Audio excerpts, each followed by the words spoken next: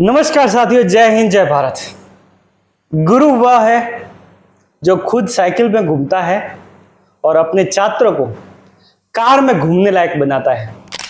आज इसी पंक्ति को साक्षात्कार करते हुए और आगे बढ़ाते हुए हम आए हुए हैं देवनगरी शिरे की पुण्य धरा पर।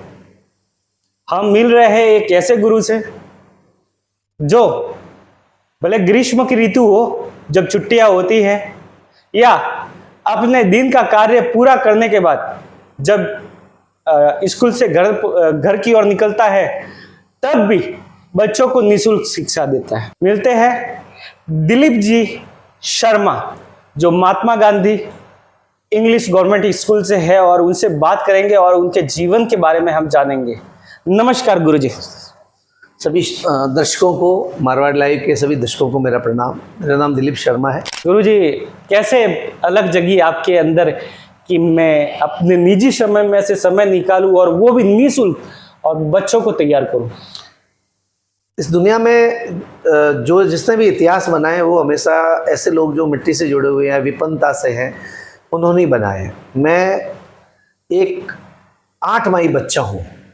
ऐसा बोलते हैं, ऐसा अनुभव है समाज का कि 8 माही बच्चा जिंदा नहीं रहता, या तो 7 माही बच्चा जिंदा रहता है या 9 माही बच्चा जिंदा रहता है। 8 महीने का बच्चा जिंदा रहता ही नहीं। मेरा जन्म, जैसा कि मेरी माँ बताती है, कि 8 महीने के उपरांत हुआ और मैं जन्म के 1 घंटे बाद रोया।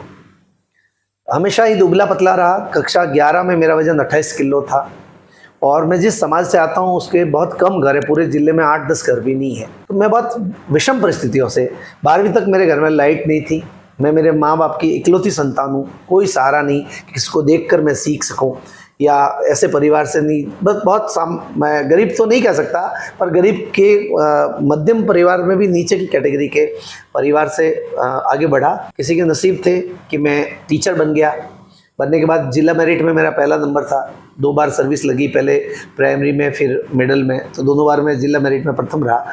तो मुझे लगा कि जब मुझे भगवान ने इतनी तकलीफ़ों के बाद भी ज़िंदा रखा है तो मुझे किसी के लिए काम करना चाहिए। और जब शिक्षक का पेशा मुझे मिला तो मेरे कई टीचर हैं। राम निवाजी सांखला जो हैं हमारे सर रहे हैं, किशन जी सुथार रहे हैं, रंजना जी कोटेसा रही है मेरी, और बहुत सारे ऐसे टीचर्स रहे। मैंने देखा हाईली डेडिकेटेड थे बच्चों के। तो जो टीचर डेडिकेटेड नहीं थे वो हमें आज याद नहीं है, लेकिन जो डेडिकेटेड थे उनके कारण ही मैं आज टीचर हूँ। और मैं चाहता हूँ कि मेरे कारण बहुत सारे बच्चे जो हैं अलग अलग फील्ड में आगे बढ़कर देश की सेवा करें।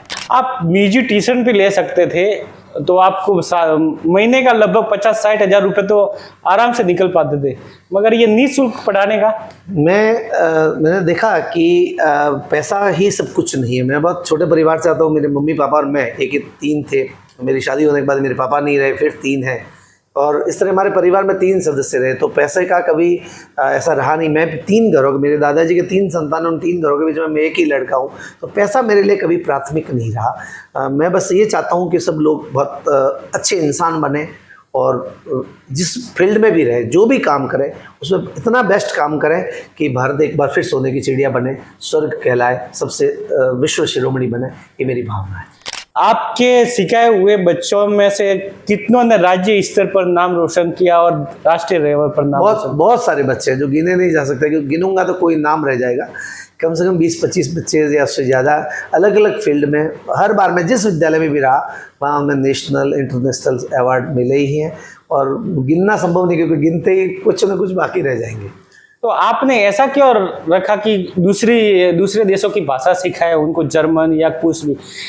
ऐसा मैंने आपके पहले इंटरव्यू में भी बताया था। मैं पहले स्कूल में था, वहाँ मुझे स्काउट का चार्ज मिला, तो मुझे नेशनल में हम टॉप आए, फिर हमें इंटरनेशनल बुलाया गया। फिर मेरा दूसरा विद्यालय था, वहाँ हमने बच्चों को मायूस रहते थे तो उनको म्यूजिक सिखाना शुरू किया। तब हमें जापान सरकार की तरफ से न्यूज़ रूम टोक्यो के जो हेड थे मिस्टर तोबे, तो वो आए और हमारे बच्चों को, उन्होंने एक डॉक्यूमेंट्री फिल्म बनाई भारत में। मुझे नहीं कहना चाहिए थोड़ा, पर आपको अच्छा नहीं लगेगा। उन्होंने भारत की शिक्षा प्रणाली की बहुत आलोचना की, लेकिन उसमें सिर्फ तारीफ हमारे विद्यालय की हुई। उन्होंने कहा कि ऐसे शिक्षक आज गाँवों में मौजूद है। ये मेरे लिए गर्व की बात थी। तो मैंने जैसे पहले आपको पिछले इंटरव्यू में बताया था कि उन्हें मैं कीमी गायों का जब जिक्र किया तो उनकी आंखों में आंसू थे। वो बात मुझे बहुत चुभ गई। और मैं सोचता हूँ कि हर व्यक्ति अपने देश, माँ से प्यार करता है, मातृभूमि से प्यार करता है, देश से प्यार करता है, राष्ट्रीय ध्वज से प्यार करता है तो राष्ट्रगान से भी प्यार करता है। और मुझे जो जिला मुख्यालय पर आया तो मैं सोचता था कि मेरे बच्चे नेशनल इंटरनेशनल जाएं, पहचाने जाएं और सिरोही की धरती का नाम भारत में ही नहीं बल्कि विश्व स्तर पे हो। मेरे बहुत सारे स्टूडेंट हैं, कई भाषाओं में गाते हैं। मेरी एक स्टूडेंट है दिशा माली, जैसा कि सब जानते हैं, वो 50 से अधिक भाषाओं में गा सकती है, 40 से अधिक फॉरेन लैंग्वेज में गाती है। बड़ा अच्छा लगता है। मैं तो नहीं कर पाया पर मेरे स्टूडेंट कर लेते हैं और बस मैं उनके उज्जवल भविष्य की कामना कर सकता हूँ। पूरे राजस्थान में साक्षरता की दृष्टि से देखा जाए तो सिरोही जिला सबसे कमजोर है, ऐसा क्यों? उसके बहुत सारे रीज़न हैं, बहुत सारे फैक्टर्स काम करते हैं। सामाजिक फैक्टर होते हैं, आर्थिक फैक्टर होते हैं। लेकिन वर्तमान में एक तो सरकार ने सभी स्कूलों को 12वीं तक कर दिया है, बालिका स्कूलों को सभी को 12th तक कर दिया है। जगह जगह पे महात्मा गांधी स्कूलों की मतलब लाइन लगा दी है। तो आने वाले समय में जो वर्तमान में हमारे जो विधायक जी हैं और राज्य सरकार ने जो शिक्षा के क्षेत्र में काम किया है, मतलब आने वाला समय बताया, जैसे आज पेड़ बोया इसकी छाया 10 साल बाद होगी, लेकिन आने वाले समय में ये स्थिति नहीं रहेगी। पहले हमारा पिछड़ा छोटा जिला था, बॉर्डर का जिला है, गुजरात से सटा हुआ है, जिला राज्य मुख्यालय से बहुत दूर है, तो स्वाभाविक है। और इसके बहुत सारे रीजन से, पाकर क्षेत्र भी है, आदिवासी क्षेत्र भी है, तो इस कारण से हमारी तो साक्षरता दर में सभी लोग शामिल होते हैं। जिला मुख्यालय को गिनोगे तो आप आगे होंगे, लेकिन जब हम आदिवासियों को भी गिनते तो हमारी दर गिर जाती है। उसका एक रीज़न ये भी कि आदिवासी बाहुल्य जिला है ये। गुरु की परिभाषा पहले क्या थी और अब क्या है? गुरु हमेशा गुरु ही रहा है, लेकिन अगर गुरु को आप शिक्षक से जोड़ेंगे तो शिक्षक के बहुत सारे नाम हैं। गुरु हैं, उस्ताद हैं, शिक्षक हैं, मास्टर हैं, बहुत सारे शब्द हैं ऐसे, टीचर हैं। लेकिन गुरु वो है, 2 शब्दों से मिलकर बना है, गु और रू, जो अंधकार से उजाले की ओर ले जाए, बच्चे को सही शिक्षा दे, वो गुरु है। अगर आप स्कूल के हर टीचर को गुरु कहेंगे तो शायद उचित नहीं रहेगा, क्योंकि वो शिक्षक हो सकता है, अध्यापक हो सकता है, उस्ताद हो सकता है, लेकिन गुरु जरूर नहीं कि स्कूल में पढ़ाने वाला व्यक्ति ही गुरु। आपकी माँ गुरु हो सकती है, कोई जानवर आपका गुरु हो सकता है, किसी से भी आप सीख सकते हो। इसके लिए पढ़ाई का कोई मापदंड नहीं है कि आप ग्रेजुएट होने चाहिए, आप 10वीं या 12वीं पास या LLB होने चाहिए। हर व्यक्ति गुरु, अनपढ़ व्यक्ति भी आपका गुरु हो सकता है। जिससे आपको सीखते हैं, लगता है कि मैं जीवन में इनसे कुछ सीखना है, वो सभी हमारे गुरु हैं। आज तक आपको कितना सम्मान मिला है, कितना अवार्ड मिला है? मैं सम्मान का भूखा नहीं हूँ। मैं न कभी फ़ोटो खिंचवाने पे ऐसे रखता हूँ।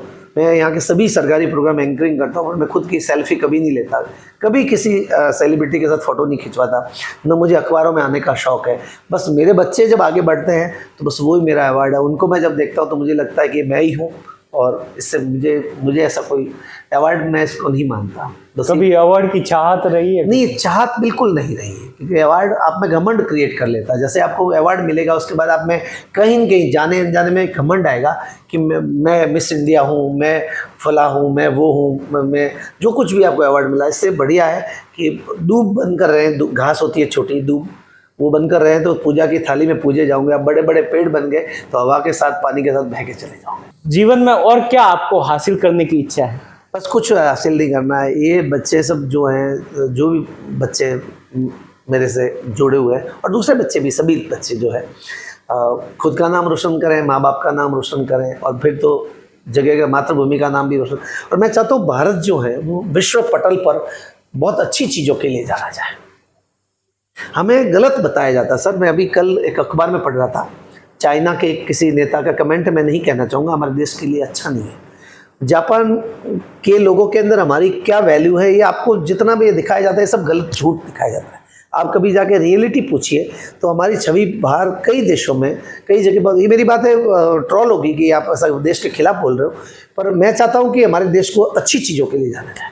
सफलता क्या? सफलता यही है कि महीने का 50,000 लाख रुपए कमाओ, या सफलता ये भी है कि महीने का 10,000 भी कमाओ? मैं उदाहरण देना चाहूँगा कुछ संस्थाओं का। जी। एक प्रजापिता ब्रह्मा कुमारी देखें आप जी, स्वामी नारायण देखें जी, RSS देखें जी, और सभी साधु संतों को देखें, और ऐसे और भी अनगिनत होंगे जो मुझे जानकारी नहीं है।